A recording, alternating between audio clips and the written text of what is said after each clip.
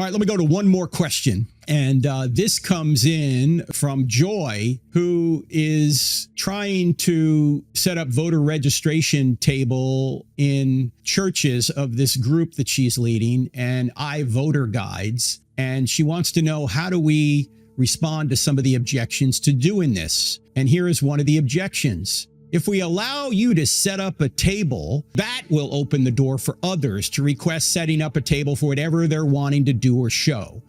Okay, this is a cop-out. Why? Because the pastor and the elders have to make decisions on what is appropriate and what isn't for a table.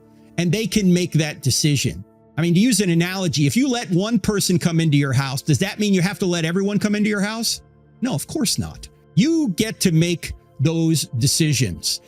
And a Christian's duty as a citizen is to vote biblically. And you're not being partisan when you're setting up a voter registration table to say, hey, you ought to use the opportunity you have to influence the culture, to protect innocent people from evil, to protect our ability to preach and live the gospel. And so here is how you get registered to vote. And here is where the candidates stand on all these issues.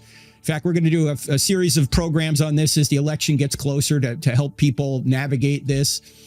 And one place you can go is iVoterGuide.com. It's a place that you can go if you want to see where every candidate stands on the issues. And they do a great job. I don't think the presidential stuff will be out for another few weeks, but if you go to that website and you just type in your address, it'll say, here is everybody that you can vote for, and here's what they believe. So I don't see anything objectionable about that. The second objection is the separation of church and state. Well, you might say to them, what do you mean by that? How is this a violation of the separation of church and state to say, I want to inform people as to where the candidates stand on the issues? It has nothing to do with the separation of church. First of all, separation of church and state is not in the Constitution. And even if it was, informing people on where candidates stand and registering them to vote has nothing to do with the separation of church and state. The separation of church and state was a letter, or came from a letter that Thomas Jefferson wrote to the Danbury Baptists,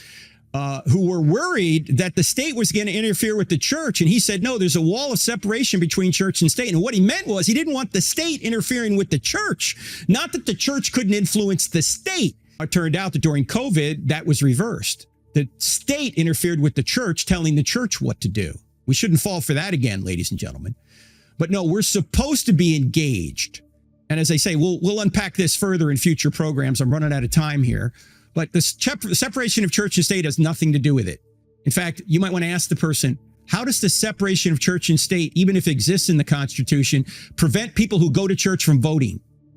It doesn't, all right? Third, it will cause division in the church. And Joy, who wrote this in, says, yes, truth has a way of doing this. Well, let me point out that unity, we're supposed to be unified in the truth. We should divide when people have wrong doctrine on essential matters.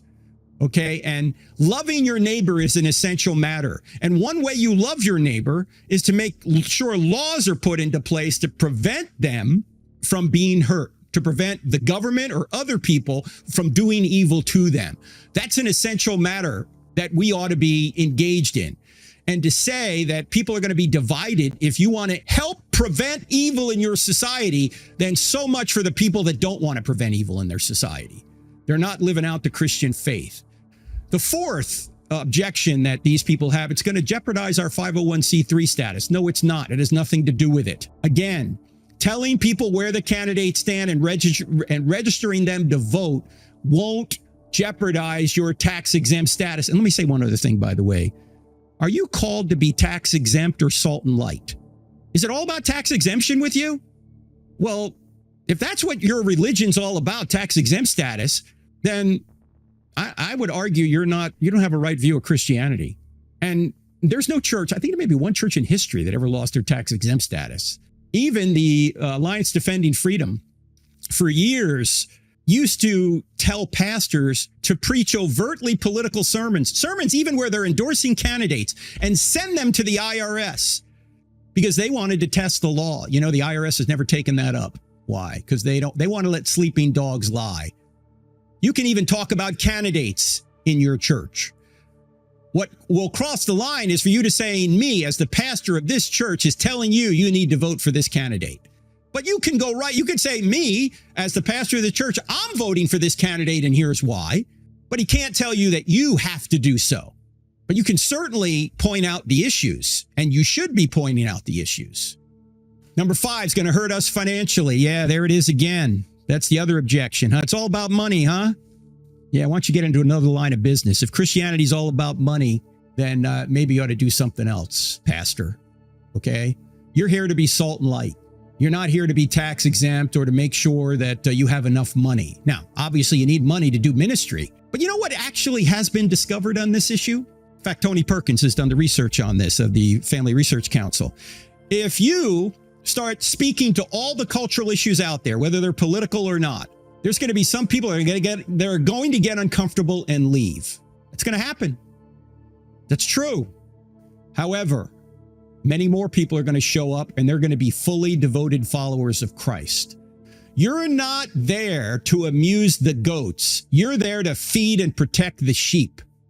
If there are people that don't like what you're saying and what you're saying is biblical, hasta la vista, baby. Move on. Okay? Sorry. We're not here to change our doctrine so you feel more comfortable. That's not what Christianity is about. The 6th things people bring up is fear. Well, the Lord told us not to fear. Paul told us not to fear. Fear of what? You might want to unpack that a little bit more, Joy. Number 7, we don't want to become political. My answer is why not? Who said? Are only atheists qualified to run the country? By the way, Jesus was involved in politics. In fact, we're going to unpack this on a future show. Who did he go after the most? The Pharisees. What did he say to the Pharisees? You've neglected the weightier matters of the law, the more important matters of the law. This is Matthew 23:23, by the way.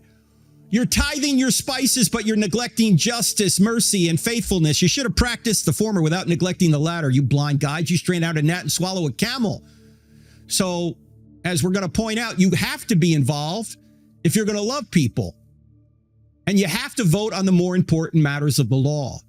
These are moral issues. Sure, there are many things Christians can disagree over that are political, but there are some things we ought not disagree over, like life, like gender, like sexuality, like religious freedom, like security. And politics affects your ability to preach the gospel. You don't want to become too political? Go try and start a church in North Korea. See how far you get. Go try and open a church in Canada and preach the passages that say homosexuality is a sin. See how far you get. You know, the Bible is political in Canada.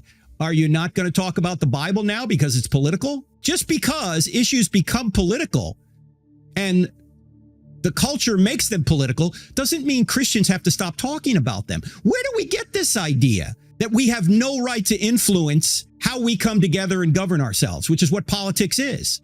It's how a group of people come together as a community and decide what laws are going to be put in place so we can govern ourselves appropriately. Why are Christians shouldn't be a part of that? Where does that come from? You've been deceived if you think you ought not be involved. Are only atheists qualified to run the country? That number 8 is we want to be inclusive and make all feel welcome. Well, ladies and gentlemen, this is the problem with assuming the church is for unbelievers. It's not. While we want to be welcoming, we should not be sacrificing the truth in the name of being welcoming. Are we attracting these people to Jesus? Or are we trying to attract them with what they want to hear? No, this shouldn't be a bait and switch. And I know a lot of pastors do that. They're on the attractional model. We can't talk about those issues. Some people will get up and leave. What is it going to be, bait and switch? You want these people to become Christians and then you say, oh, here's what you really ought to believe. And by the way, you never tend to get to those issues, do you? Because you're always in the attractional mode. You never really preach the truth because there's always somebody in there who might not like it. The church is not for unbelievers. We want unbelievers to come, but we're not going to change the message for them. And this goes to the point of Ephesians 4, where Paul says that the church is there to equip the saints to do ministry. In other words, the people in the pews are supposed to go out and evangelize. It's not the pastor's job to evangelize all the non-Christians. It's the pastor and the staff's job to equip the people in the pews to go do that. And yet we've totally abrogated that. We said, oh no, the pastor's got to do it. So we're just going to bring our non-Christian friends. Well, thanks for bringing your non-Christian friends. But that's not what church is for. Church is for making disciples, not making believers. Remember, Jesus didn't say make believers. He said make disciples. Now, as I say, we're going to talk much more about this in future programs. But Joy, that's a great question. And I think if you take some of those points and maybe ask some questions of people to see where they're coming from, to unpack their objections a little bit more, I think you can make some headway on that issue.